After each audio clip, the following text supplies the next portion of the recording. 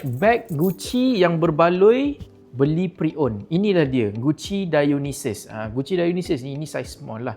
Gucci Dionysus ni beberapa tahun lepas dia memang jadi sangat-sangat popular, termasuklah sekarang. Saya suka kat Gucci Dionysus ni sebab dia ada signature ni lah. Nampak tak? Dia ada binatang apa ni saya tak pasti. Lepas tu dia ada macam ada diamond-diamond sikit. Lepas tu dia merah, dia ada chain.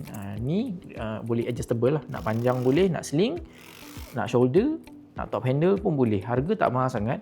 3290 saja. So basically kalau korang spend 3002, korang dah boleh dapat Gucci seketul. Kalau korang jual balik one day pun korang boleh jual pada harga yang lebih kurang sama, insya-Allah. So bag ni cuma ada satu saja dalam showroom kita. Showroom kita ada di Wangsa Maju Kuala Lumpur. Kita buka daripada pukul 10 pagi ke 5 petang. Kalau korang nakkan additional discount, korang akan dapatkan promo code di bio saya. Lepas tu screenshot and terus DM kita untuk dapatkan untuk dapatkan diskaun yang berapa ni. Kalau korang nak installment plan pun boleh.